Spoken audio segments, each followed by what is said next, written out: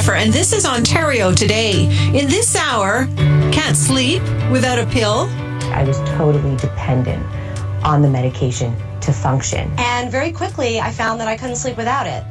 If I stopped taking it for a night, I would be up all night the next night. And so I started upping my dose. They made me more forgetful, more drowsy during the days. I would rather not be on a nightly pill. Insomnia just seems to never go away. Statistics Canada came out with an alarming report last fall. Its report on Canadian sleeping habits suggests more than half of us have trouble going to sleep or staying asleep. And since lack of sleep is associated with everything from obesity to type 2 diabetes, cardiovascular disease, depression, injuries, and death from all causes, the need for a good night's sleep can trump all other priorities. Sleep. Remember when it welcomed you like a friend? Balsamra is a prescription medicine for adults who have trouble falling. We know a place where tossing and turning have given way to sleeping. And Lunesta can help you get there. So it's no surprise to find some 10% of Canadians are getting some help from a bottle. For decades, those medications have evolved, and so is the research examining what they're actually doing for us and what they're doing to us. Abnormal behaviors may include aggressiveness, agitation, hallucinations, or confusion. I'm concerned about anyone who is using sleeping pills every night for more than a month. With a large number of people taking sleep aids for years, Judith Davidson's advice may be alarming. She's a clinical psychologist working on sleep research at Queen's University, and she has a book called Sink into Sleep.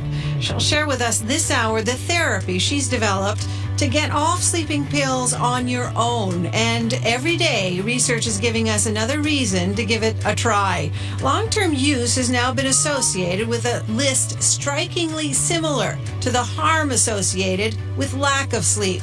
And now scientists are beginning to make a link with Alzheimer's. The question about sleeping pills causing dementia has come up in the last couple of years because of some studies. It's pretty hard to know for sure, but we do know that sleeping pills do cause cognitive problems when used in the long term. David Gardner will join us for the hour, sharing his research examining sleeping pills and how they affect us. He's a pharmacist at Dalhousie University. And we want to hear from you. What concerns do you have about your own reliance on sleeping pills? 1-888-817-8995. And so, yes, that's our question today. What concerns do you have about your own reliance on sleeping pills? Again, our number is 1-888-817-8995, and our Twitter handle is at CBC Ontario Today. I want to start by introducing you to Professor David Gardner. He's a pharmacist and researcher in the Department of Psychiatry and the College of Pharmacy at Dalhousie University, and he's in our Halifax studio. Good afternoon. Hello, Amanda. Thanks for having me on the show. Yeah, well, this is a subject I think that touches a lot of families here in Ontario, and I'm sure across Canada. I wanted to start by asking what the risk factors are with sleeping pills. Sleeping pills, as you say, are very widely used. So I would think that almost everybody would be interested in today's topic. Probably 1 in 10 people are using sleeping pills. And I think it's good to clarify what we mean by sleeping pills. So doctors prescribe drugs that are classified by a big long name called benzodiazepines or Z drugs. And that tends to be what people think of as sleeping pills. But I really like to broaden the definition to include other things people use to help them sleep. So, including over-the-counter pharmaceuticals. Well, absolutely. Why don't we look a little bit deeper into that and go through some of the categories of pills and what they do and how prevalent they are. You started already talking about benzodiazepines, the brand name often Ativan. What does this class of drugs do? Yeah, so there's quite a few of them. So I'll just say some names so if people are familiar with them. Temazepam's common, oxazepam, lorazepam. Xanax is a brand name that people are familiar with, which is alprazolam, and Valium's another one, so that's diazepam. So all of them are binding to the benzodiazepine receptor, which releases a chemical called GABA, and GABA helps us relax and it helps us fall asleep. So the drug enhances our own natural sedative, if you will, called GABA. It helps to slow the brain's activity down. Now, that's one mechanism of helping people sleep, but another really common mechanism is alcohol, and another one is the use of cannabis, and another one is the use of the over-the-counter medications, which when the bottle says causes drowsiness, that almost always means it's a medication with an antihistamine in it. So people who take antihistamines for train rides or to help them on an airplane are using Benadryl and other brand names like that just for the sedative effects, not because they have allergies for rhinitis and so on, but because the side effect of an antihistamine when it gets into the brain is causing you to sleep. I was just going to add, there's also sedating antidepressants and sedating antipsychotic medications, and all of them are now being used more often than they should, I think, for the treatment of insomnia. This class called the Z drugs class, Zopiclone, Imavane is one of the brand names. Ambien is another one. How is this different from the benzodiazepines? Well, it's easy. It's not different.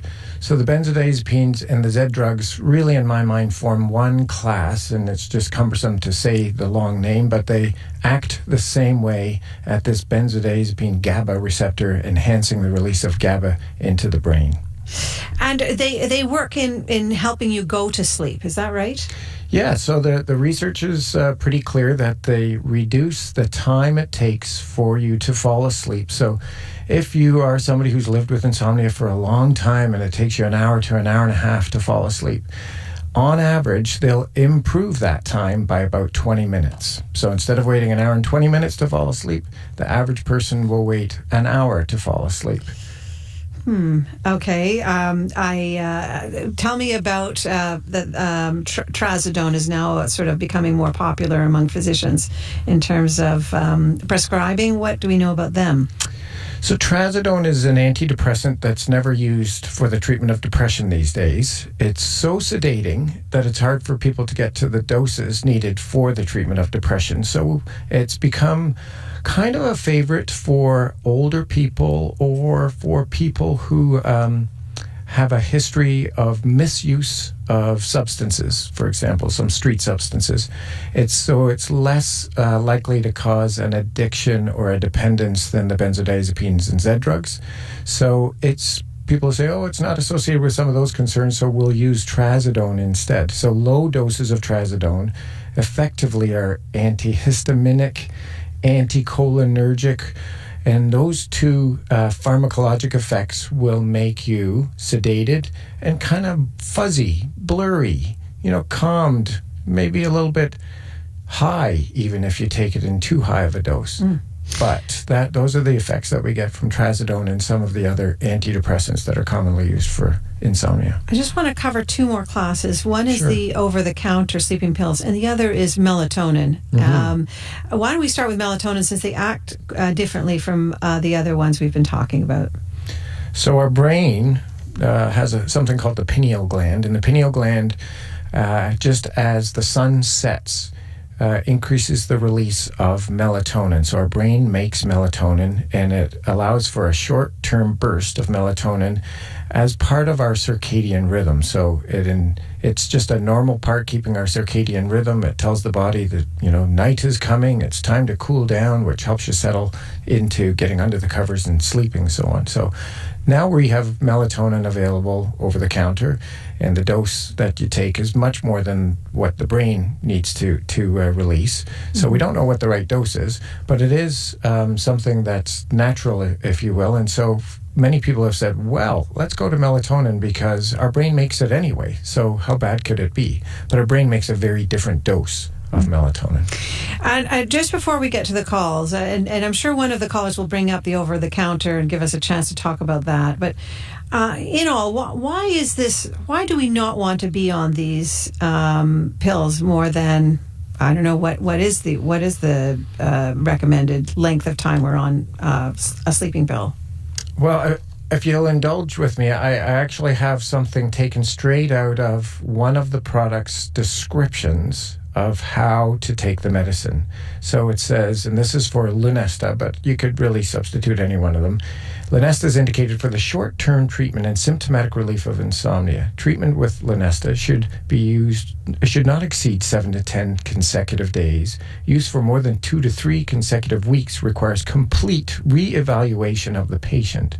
Prescriptions for Lunesta should be written for short-term use, 7 to 10 days, and should not be prescribed in quantities exceeding 1 month's supply. Mm-hmm. Now, I say all of that, and I'm sure there are listeners going, well, if that's the usual recommendations from Health Canada and the manufacturer of how to use sleeping pills, what have I been doing for these years using the same sleeping pill for every night? Mm-hmm.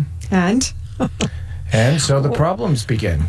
It doesn't take long for the problems to be seen, and the research is really going back to the 70s, 80s, 90s, and more recently, but it has been around and it's been telling us the same story over and over again.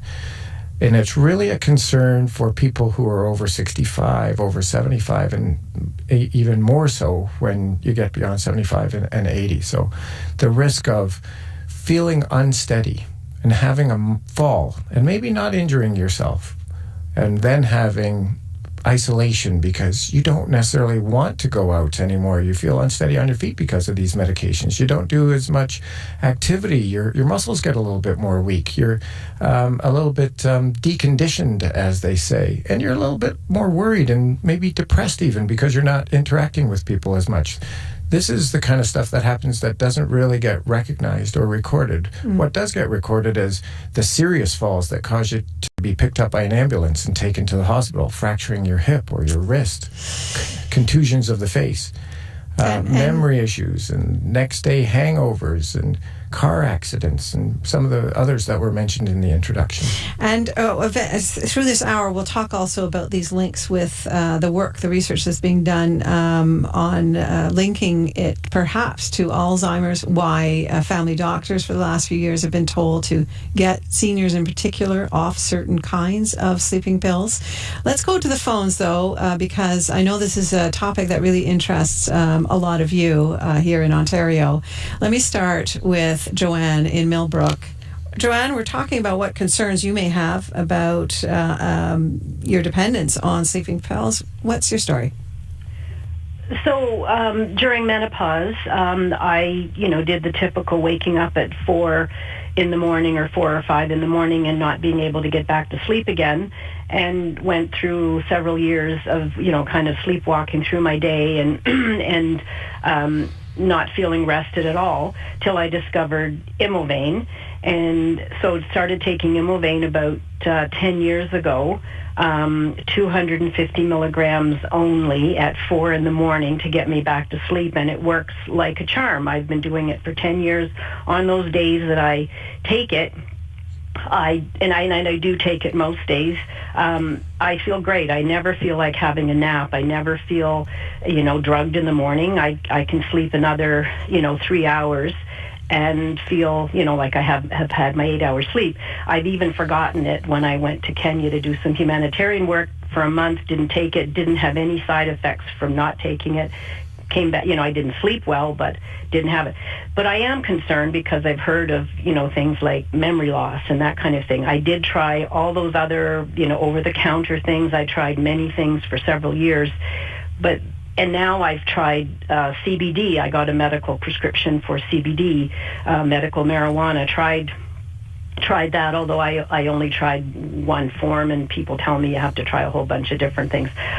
I went back to my Imovane because that's when I feel the best. So I know it's wrong. I know I shouldn't, but and even if I thought it was going to shorten my life, I just feel the quality of my life sleeping 8 hours is better than the quality of my life sleeping 6 or 5 or 6. Of course, as I say, sleep is sort of a priority, right? It is. Yeah, Dr. Gardner, what do we know about cannabis, use of cannabis? Cannabis has not been researched for sleep directly. So indirectly, we get some information on its effects when it's being used in the treatment of multiple sclerosis and other indications.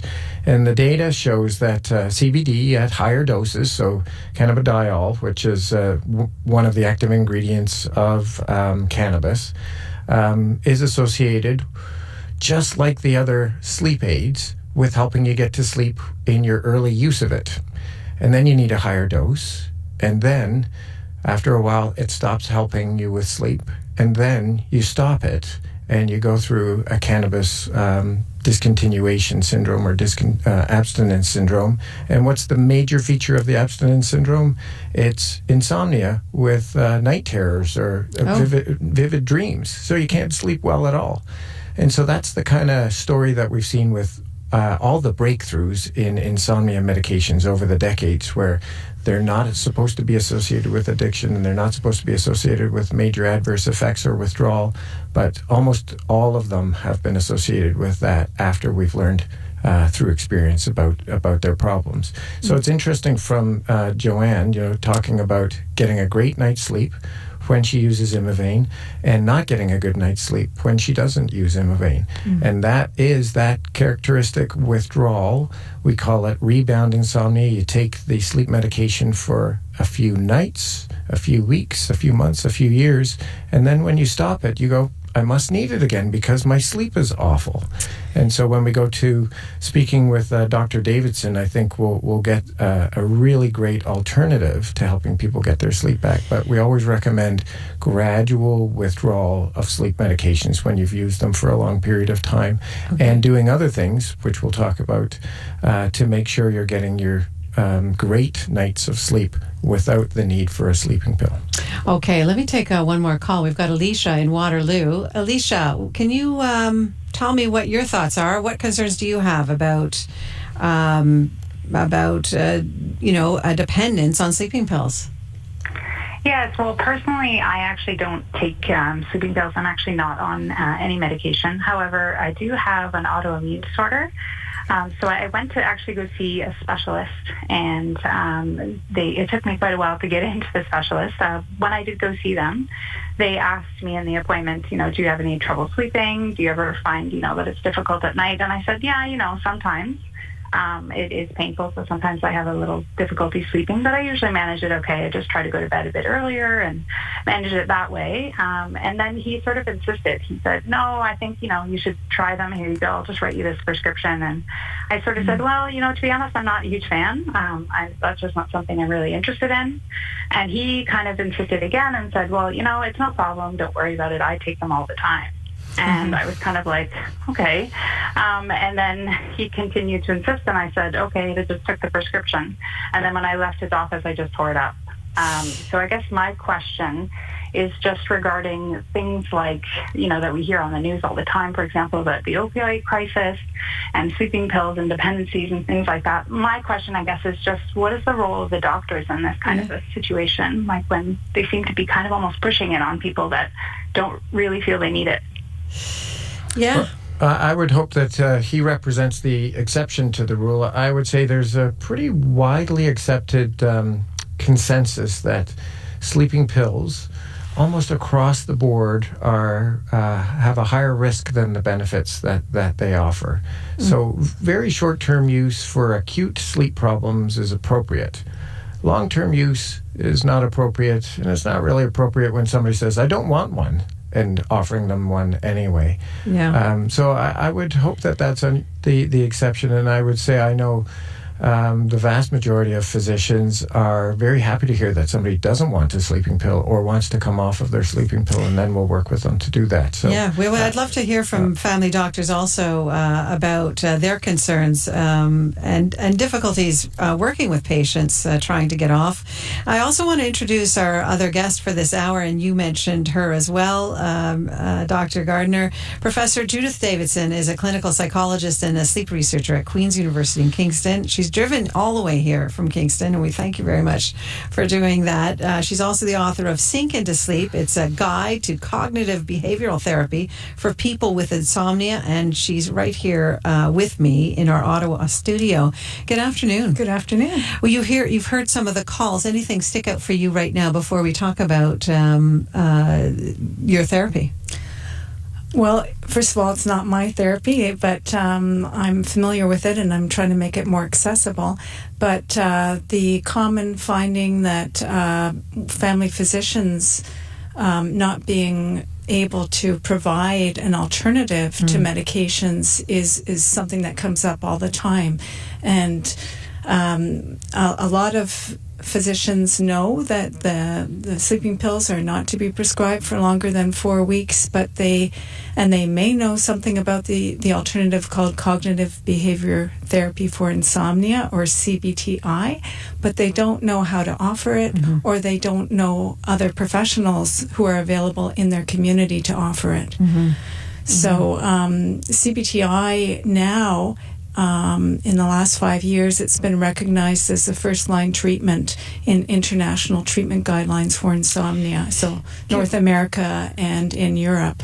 Tell me first, before we talk about CBT for insomnia, tell me about cognitive behavioral therapy and why it's been shown now to be very effective in changing, in helping with changes in behavior that you want to see in your own life. Well, cognitive behavior therapy is a general term for psychological therapies that help the person with their thoughts and their behaviors in order so that they'll feel better. CBTI for insomnia is actually quite different from CBT for depression or anxiety. There are some similarities, but a CBTI is really based on our knowledge about the biology of sleep and wakefulness and what controls those rhythms.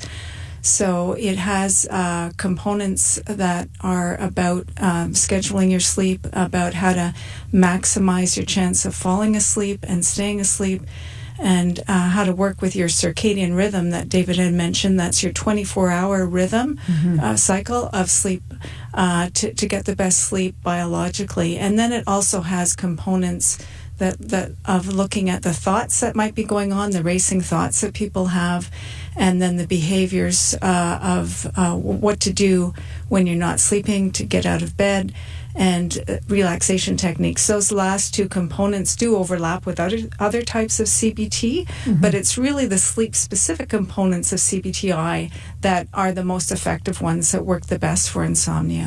I want to kind of get into some of the details of how it works, including something called sleep restriction therapy, for instance. But before we do that, can you just briefly, before our break, give us a sense of what you found in your own clinical research in terms of how effective it is? Because I know that there are people out there who feel quite terrified at the idea of getting off of a sleeping pill that has been helping them get through, particularly if they are on shift work, etc. Tell me about that. Well, CBTI, we've known for 25 years, is a very, very effective treatment to get people sleeping well. And what we've done in the past in family health teams is help people come off the medications with the help of a pharmacist and their family doctor, and then use CBTI concurrently so that they end up sleeping well with the non-pharmacologic techniques and coming off the medication. So we've had recent evidence that our group programs in primary care work very, very well, consistent with the literature from 25 years ago with people in the labs. Now we're seeing it in the clinics. We're seeing the same degree of success. Fantastic. Well, coming up, more about what research is telling us about our addiction to sleeping pills and your concerns about your own reliance on what's become our bedtime friend in a bottle. Our guests this hour, Professor David Gardner and Judith Davidson. Stand by now for your local break for news and weather.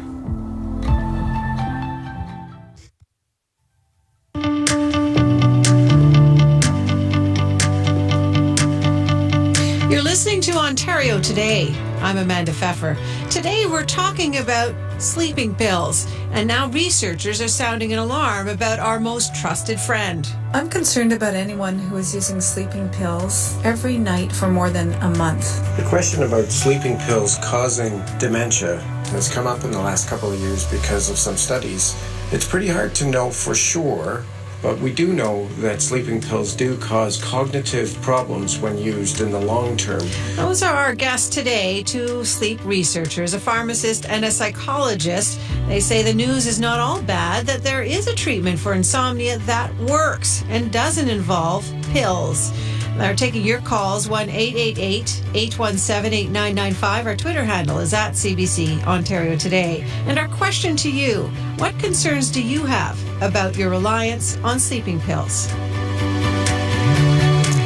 Deborah is tweeting, I take a sleep aid every night and have for almost 10 years. Thank goodness I do. Life, information bombs, everything's so much more intense and stressful. A good night's sleep assists mental and physical health. And Trish is saying, seems like we should be trying to figure out why we're having trouble sleeping and working to find solutions to the root causes, not just taking a sleeping pill to solve a symptom. And David Gardner, you talk a little bit about that. Is that part of a solution then? In other words, it's the lack of sleep is really giving you a signal about what's happening in your own life, and of course the pill masks it. Oh, absolutely. So the majority of people who are 65 and over, they take sleeping pills in association with sleep problems and physical health problems and or mental health problems. So we're not just looking at helping sleep, we're trying to determine what's going on that's causing the sleep problem itself, but not ignoring the sleep problem and only looking at diabetes or pain or depression or anxiety. And Judith, what is that? How does that resonate for you in terms of getting at that root cause? Yeah, well, there actually has been quite a bit of research on the development of insomnia, especially the development of chronic insomnia. That's insomnia that goes on for months and years. And we know quite a bit about it and what maintains it. And those are the factors that we look at in the treatment. So often the initial precipitator is a stress or a loss or a relationship breakup, something major like that, or even studying for exams, a lot of mental stimulation. And that's natural. It's natural for humans to stay awake when there's something stressful, when they have to solve problems, when they have to escape danger or there's a threat. It's natural to override sleep in order to solve these problems. However, what maintains the insomnia, the factors are different from what initially causes it. And those are usually behaviors and your sleep system getting into a different pattern that it likes to maintain. Yeah. So those are the ones that we work on to reverse the insomnia. Let's get to John in Toronto. John, we're asking what concerns you may have about your reliance on sleeping pills. What's happening with you? Yeah, I think I am quite reliant on sleeping pills. I take trazodone 50 milligram. Been taking that for 10 years, roughly. And about 5 years ago, I started supplementing lorazepam with it. Okay. Started out with a half milligram, and then just in the last year, bumped that to a milligram. If I don't take these, I don't sleep. Basically, I won't fall asleep. Which is terrifying. Funny. Sometimes I'll forget to take them, and I'll be lying in bed for an hour or more, and it'll just dawn on me, oh, you didn't take your pills. And I'll take them, and then I'll have a good night's sleep. John, what concerns do you have about it? What's making you kind of uneasy now? Well, the length of time I've been taking it, and the fact that I've combined the two. I'm wondering about the safety of combining the two. Can I just ask, what age group you're in? I'm in my early 50s. In your early 50s. Do you want to take that, David Gardner? Sure. So anytime we take more than one medication, there's an increased risk of combined adverse effects, drug interactions, and illness and drug interaction. So the two of these together will make you more drowsy, but they'll also combine, kind of conspire together to make you slower the next day, and you may not even notice it yourself, but you would fall into the category of having a higher risk for example, a car accident or other kinds of injuries related to falls and so on. Now, you yourself, you're probably at a lower risk if you're a driver for car accidents, but you're probably doubling to tripling that risk. You may also be experiencing, without even knowing it, some forgetfulness, some absent-mindedness, or some difficulties recalling things that were recent. The way I like to think about it is, what was good for you in the past may have been the right thing for you in the past, but time has marched on, and it may not be the right thing now.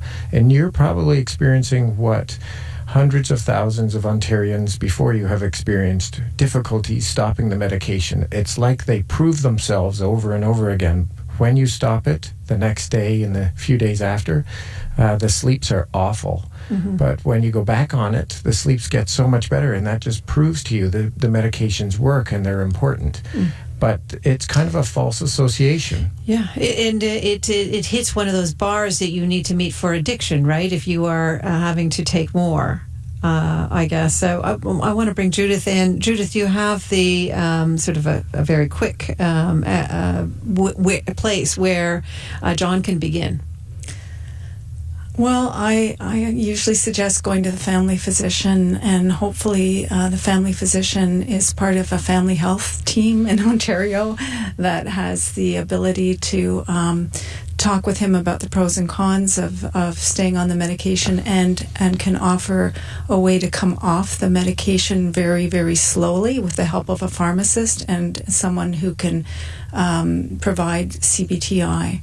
But the person has to be motivated themselves. They have to be ready. It's like any other thing that where there's a dependence, you really have to be ready to want to do it. And but just to know that it does work. We've done it many times in primary care, and people can come off the medication slowly and safely, and can start sleeping well again.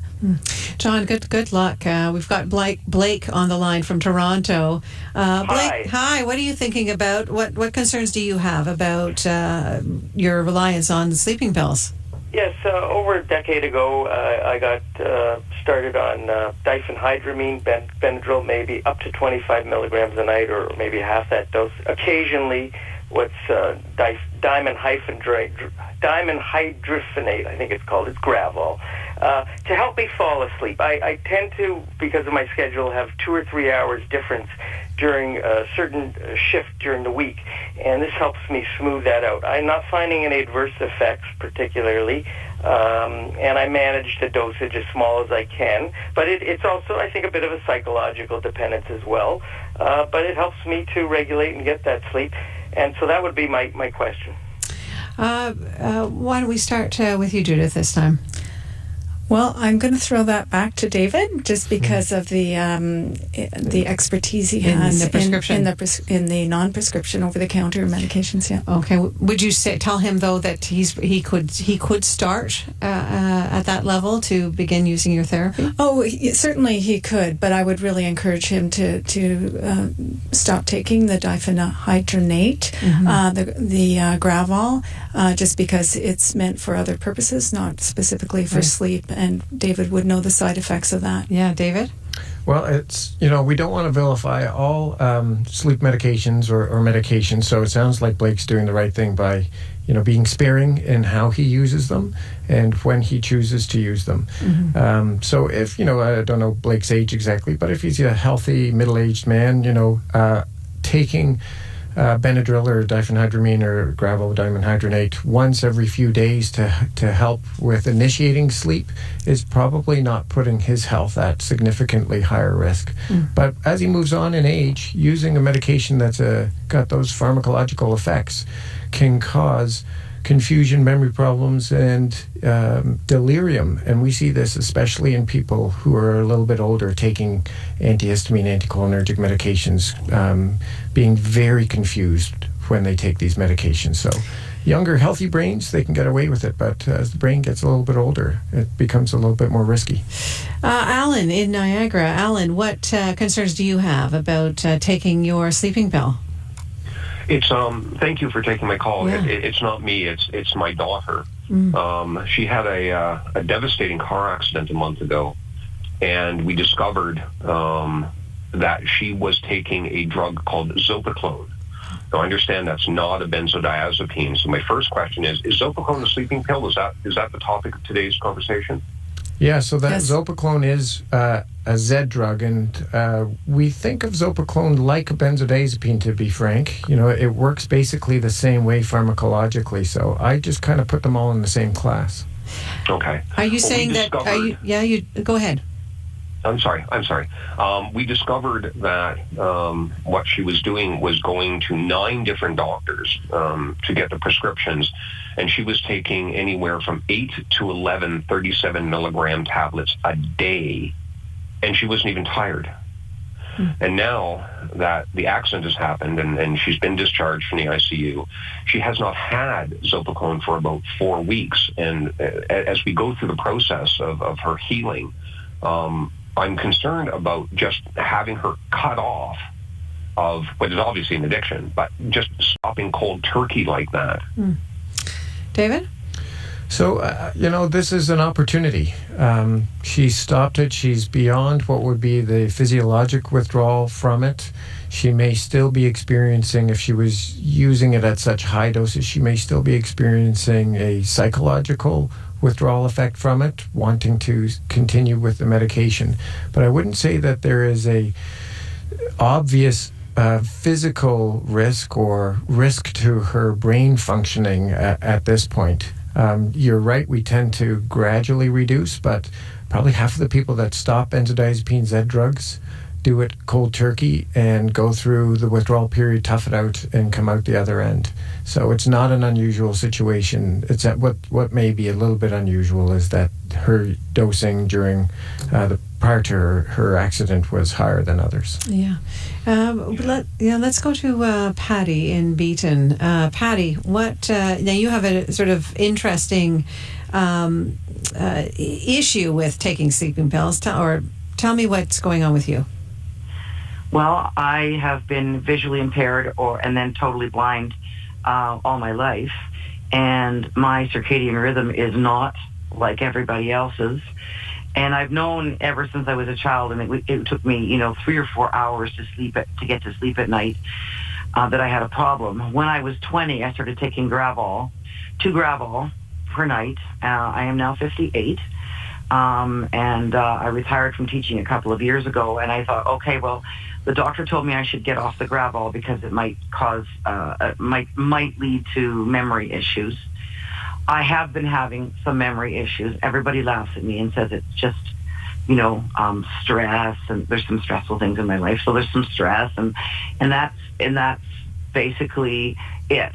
But I'm concerned. I went on to, I took the Gravol, and then I thought, okay, I will do melatonin and take magnesium, because I was told that is a helpful thing to take a large dose of magnesium before bed. I have a lot of pain issues, and so that's what I did for a while. And then I'm now at the stage where I'm back on the Gravol because it seems to get me there, and the melatonin and the magnesium, and I'm sleeping well enough, but I'm really worried about what it's doing to my brain, and I'd like to get off. And I'm wondering if this Sink into Sleep is available on an audio form. Yeah. Patty, thank you very much for sharing. Why don't we start with Judith then, since that's the request? Well, it's not available as a book that you listen to yet, but you've inspired me to think about that notion. We are translating it and doing various things to make it more available. But certainly CBTI would be helpful, but I think maybe David knows more about this, but I think blindness is one of the indications for the proper use of melatonin to try and get that circadian rhythm constant. David? Yeah, so Patty brings up a few interesting things. So let me just start first with Gravol. So memory problems with Gravol are predictable. And so I would encourage you to continue to look for alternatives. Melatonin will help with the circadian rhythm normalization. I know it's not a complete solution for people who are blind, but I think it can improve things that way. Magnesium, I know, is being recommended, but it's not necessarily based on a lot of good research. But back to your question about accessing CBTI, and if you can't access it through a therapist like Dr. Davidson, there are, and I'm not sure what would work best for you, but there are a few options. So there's on our website. So you may I'm not sure if you have access to the web with a colleague or on your own, called headstrong.life. We have an insomnia section where there's a few different CBTI resources recommended. Some are books, some are web-based services, and some are actually smartphone apps. Mm-hmm. Now, I don't know if any of these would work for you, but maybe with a colleague or a friend, you could explore these to see if they would work for you in your life in advance of somebody making something specifically for those who are visually impaired. And I just want to add that the Canadian Sleep Society has been tweeting during the show a number of resources that people can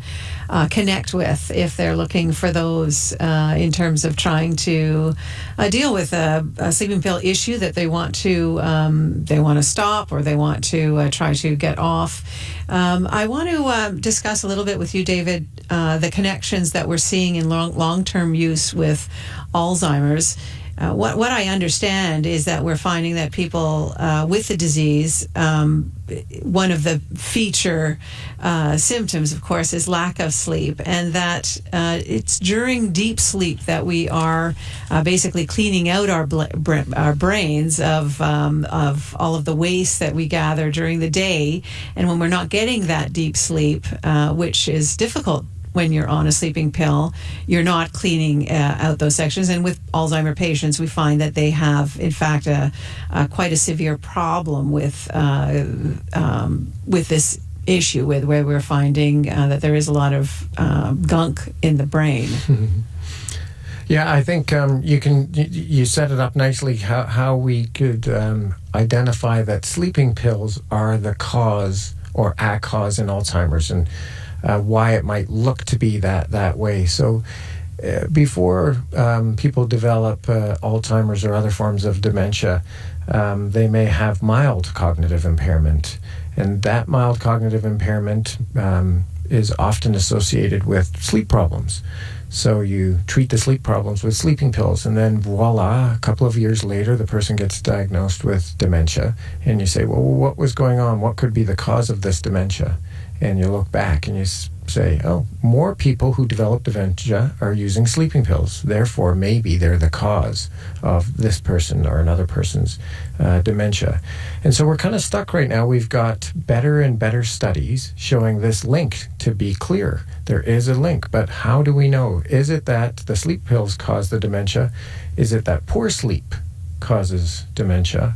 Or is it that dementia just has this prodrome where poor sleep is part of it? Mm-hmm. And we do all these things to try and help the poor sleep, but eventually dementia comes along anyway. And I don't think it's going to be easy to disentangle this kind of relationship to see what is causing it. Do sleeping pills give you the kind of sleep that you need, that the brain needs, now that we understand more about why it needs sleep? Do sleeping pills interfere with the kind of sleep that you need?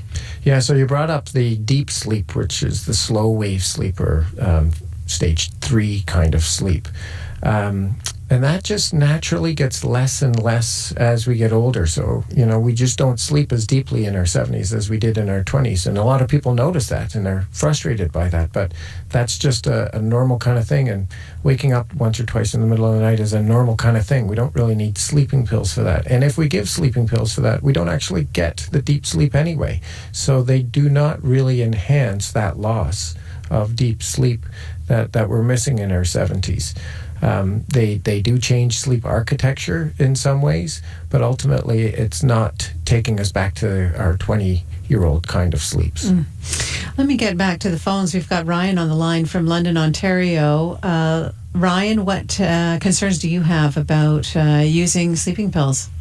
Well, that was a really good segue about deep sleep. So about 15 years ago, I started having some really awful insomnia issues, but not what most people would think, which is the having trouble falling asleep. I, in fact, was doing that while driving, which was part of the problems. But I was having problem reaching the deep sleep level, and every time when they did the sleep test, I would go into deep sleep. I'd wake right up before I actually got into stage 3, stage 4 sleep. So they put me on a drug called amitriptyline, which worked wonderfully for about 8 years and made a huge difference for me, especially when our kids were young. And unfortunately, right around my 40th birthday, one of the side effects of amitriptyline is it slows down your guts because it's the same neurotransmitters, I guess, as the brain that regulates sleep. And I had a really horrible bowel blockage, which was not a great day to spend one's 40th. And so I came off and dealt with it with sleep hygiene and other methods. But one of the biggest differences that I found was a couple of years later, we moved out from being in the city with a lot of light pollution out into the country. And I would say in the 5 years since we've done that, I probably only had 1 or 2 incidents now where the insomnia becomes problematic. And I really can't get over the dramatic difference, particularly because we lived in a fairly light polluted part of London near the Warncliffe Auto Mile, where, early adopters of bright white LEDs, in the winter with snow on the ground and low clouds here as we're getting storms today, it would just be, the light would be flooding in all night. And what a difference that has made to my life. And we've only moved a few kilometers south of town, but I think it really speaks to one of your callers mentioned maybe about half an hour ago about what are the underlying causes. And I've come to suspect now more and more that for me, a lot of it was just the sheer exposure to artificial light. We certainly can't avoid that during our experience in our homes and things like that. But the reality was it was also flooding into my bedroom for years when I was having problems. Yeah. And it may be coincidental, but as soon as I moved to a much darker area, something I've struggled with for almost 20 years now virtually disappeared overnight, so to speak.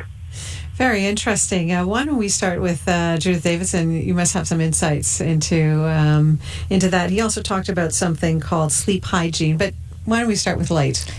Yeah, well, that points to the importance of light and darkness and the control of our circadian rhythm of sleep and wakefulness. By nature, that is the biggest factor that controls all our circadian rhythms.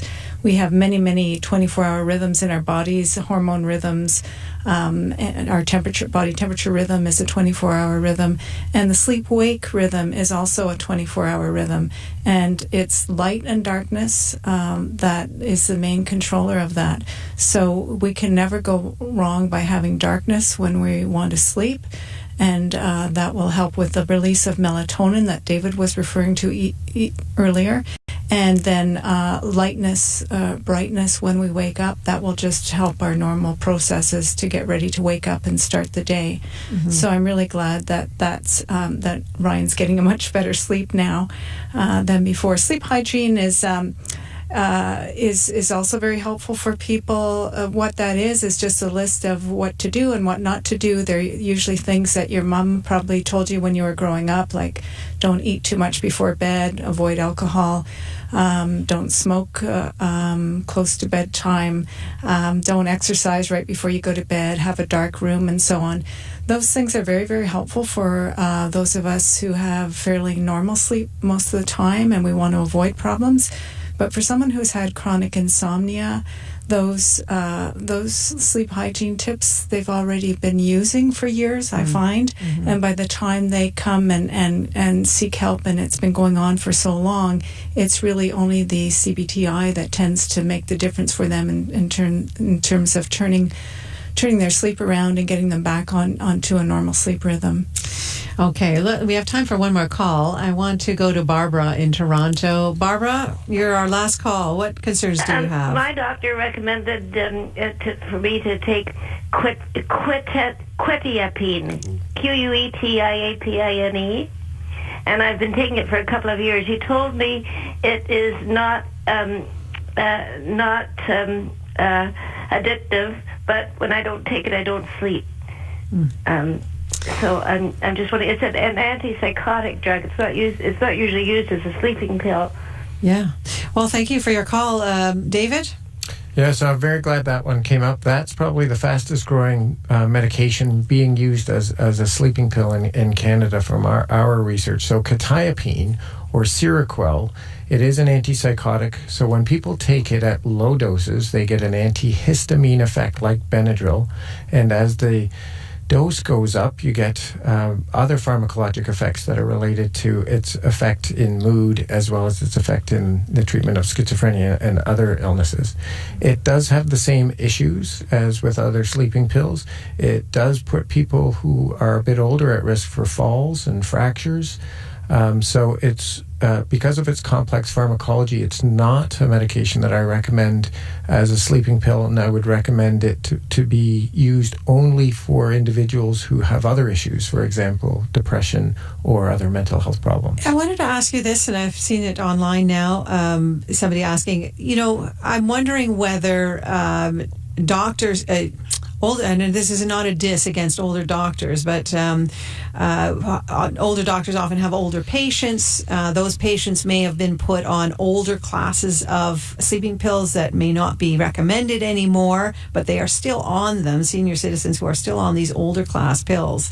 And are we finding that that's a problem, David Gardner? Oh, it's probably true. That those doctors would be familiar with the older classes, not so much the younger doctors. And I would say let's not look at the individual medication, but look at them overall and say, what can we do alternative to medications? And this is why I really like that CBTI is available. I strongly encourage people to go to headstrong.life, go to the insomnia section to learn more about how to access CBTI, because it's a wonderful alternative to the risks associated with sleeping pills. Thank you very much for joining us. Professor David Gardner is a pharmacist and researcher in the Department of Psychiatry in the College of Pharmacy in Dalhousie at Dalhousie University, and he was just talking about a great book by Professor Judith Davidson, a clinical psychologist and a sleep researcher at Queen's University. She's just penned this book, Sink Into Sleep. And you know what? We have 3 copies that we are giving away, and we've just given them away to Adam, Ed, and Roy. Thank you very much for taking part in our show this hour. And thank you, Judith, for coming all the way from Kingston. My pleasure. This afternoon. If you want a podcast of this show, go to our website at cbc.ca/Ontario Today. And if you want to send us an email, ontariotoday@cbc.ca. Thank you to Stephen Boivin, our associate producer, Margot Wright, who produces Ontario.